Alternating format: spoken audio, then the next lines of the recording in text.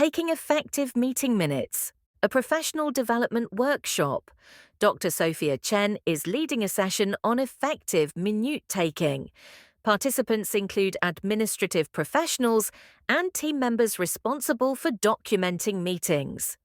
Welcome everyone to today's workshop on taking effective meeting minutes. Before we dive into specific techniques, I'd like to understand your current experiences. What challenges do you face when documenting meetings? I struggle with keeping up with fast-paced discussions while still capturing the important points accurately. My challenge is figuring out what's important enough to include and what can be left out. I tend to either write too much or worry I'm missing key information. I find it difficult to participate in the meeting while also taking notes, especially when I need to contribute to the discussion. These are all common challenges. Minute taking is a skill that combines active listening, quick information processing, and clear writing, all while the meeting continues around you. Today, we'll address these challenges and provide practical techniques to make your minute taking more effective and less stressful. Let's start by clarifying the purpose of minutes. Meeting minutes are not meant to be a verbatim transcript of everything said. Rather, they serve as an official record of what was discussed, what was decided, and what actions were assigned. Good minutes capture the essence of the meeting in a clear, organized format that serves as both a record and an action tool. The specific level of detail required varies depending on the meeting type and organizational context. Board meetings and formal committees often require more detailed, structured minutes that follow specific protocols. Team meetings might use a lighter format focused primarily on decisions and actions. But regardless of the specific format, all effective minutes share certain characteristics. How do you determine the right level of detail for different types of meetings? That's an excellent question. I recommend having a conversation with the meeting chair or leader before you begin the minute-taking role.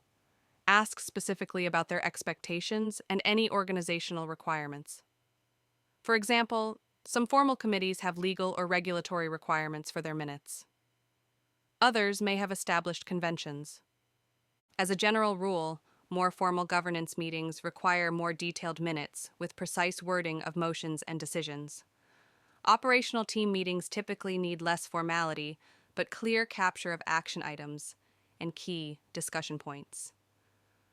Project meetings often focus heavily on tracking progress, issues, and next steps. Now let's talk about the minute-taking process, which actually begins before the meeting starts. Effective preparation is crucial for good minute-taking. First, review the agenda thoroughly to familiarize yourself with the topics and expected outcomes. If possible, create a template based on the agenda with sections ready for each item. This preparation gives you a framework for organizing your notes during the meeting. Second, review previous minutes if available. This helps you identify continuing items and understand the context for ongoing discussions. It also familiarizes you with the expected format and level of detail. Third, clarify your role with the chair. Will you be expected to participate in the discussion or focus solely on documentation? Should you interrupt for clarification if needed? Understanding these expectations helps you balance participation and documentation. What about the actual note-taking during the meeting? Do you have specific techniques for capturing the right information?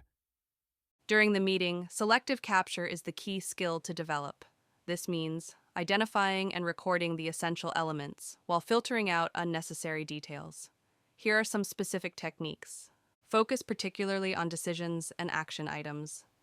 When a decision is made, it's often worth asking for clarification to ensure you've captured it accurately. Just to confirm, the decision is to approve the revised procedure with the amendments discussed, correct?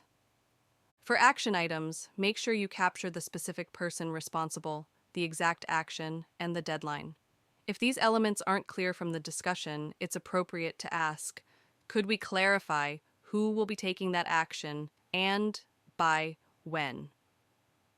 For discussion points, focus on capturing the main issues key perspectives, and factors that influence decisions. You don't need to attribute every comment to a specific person unless that's required for your particular meeting. Format. Use abbreviations and shortcuts to increase your writing speed, but make sure they're ones you'll understand when you review your notes later. Some people develop their own shorthand system for common terms in their field. I still struggle with keeping up with fast discussions. Are there tools or techniques that can help? Yes, there are several approaches that can help with this challenge. First, consider using a laptop if appropriate for your meeting culture. Most people can type faster than they can write by hand.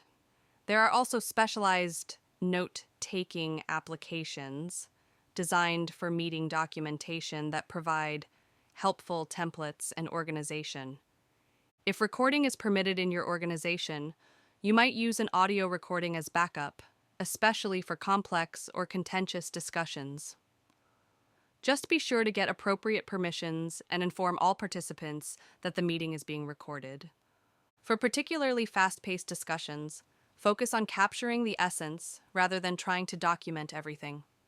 Note the main topics and decisions, then follow up with key participants after the meeting to fill in any gaps. Some organizations are also exploring automated transcription services, though these typically require human review and editing to ensure accuracy. What about after the meeting? How quickly should minutes be prepared and distributed? The post-meeting phase is critical for effective minutes. Ideally, you should review and refine your notes as soon as possible after the meeting, while the discussions are still fresh in your mind. Any gaps or unclear points will be easier to clarify immediately rather than days later. When formatting the minutes, use a consistent structure that makes information easy to find. Clear headings, numbering systems, and visual differentiation between different types of information, like decisions versus general discussion, greatly enhance usability. For distribution timing, sooner is generally better. Many organizations aim to distribute draft minutes within 24 to 48 hours of the meeting. This allows participants to review while their memories are fresh and accelerates action on time-sensitive items. It's also good practice to have a review process for ensuring accuracy. This might involve sending draft minutes to the chair or all participants for review before finalization. Be sure to specify a deadline for corrections or comments. Should minutes always follow the same order as the actual meeting discussion? That's a thoughtful question.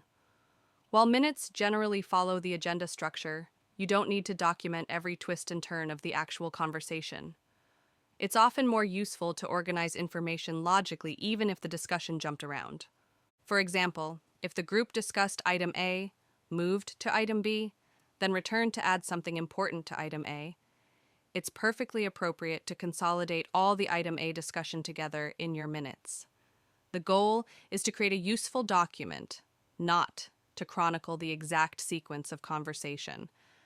However, for formal meetings where procedural correctness is important, you may need to more closely follow the actual sequence, particularly for motions, votes, and official decisions. You mentioned focusing on decisions and actions. How do you recommend formatting these to make them stand out? Visual differentiation is very effective for highlighting key information.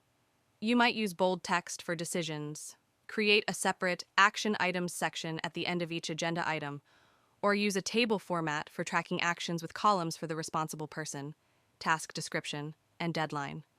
Some organizations use a standard format where decisions are prefaced with decision and action items with action in bold or a different color. Others use a two-column format with discussion points on the left and decisions, actions on the right. Whatever format you choose, consistency is important. Using the same structure and visual cues across all meeting documentation makes it easier for regular participants to quickly find the information they need. What about sensitive or confidential discussions? How should those be handled in minutes? This requires careful judgment based on your organizational context and the nature of the information. Generally, sensitive personnel matters, proprietary information, or legally protected data should be documented with appropriate discretion. Some organizations use separate confidential appendices for sensitive information with restricted distribution. Others simply note that a confidential matter was discussed without recording the details. In some cases, you might document that the committee moved into executive session to discuss a confidential matter without further elaboration.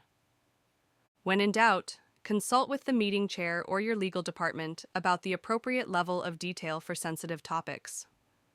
Do you have any tips for improving minute-taking skills over time? Absolutely. Like any skill, minute-taking improves with deliberate practice and reflection. After each meeting, take a few minutes to review what went well and what was challenging about documenting that particular meeting.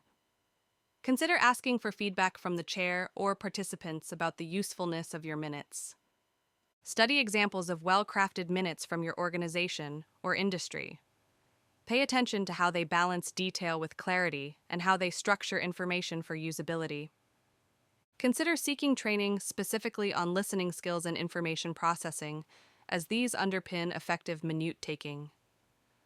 Some people also find that improving their typing speed or developing a personal shorthand system helps them capture information more efficiently. Finally, create or adapt templates that work for your specific meeting types.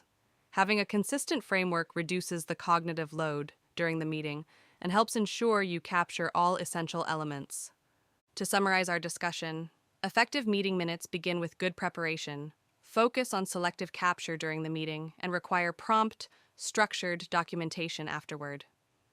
The goal is to create a clear, accurate record that drives action and serves as a valuable organizational resource.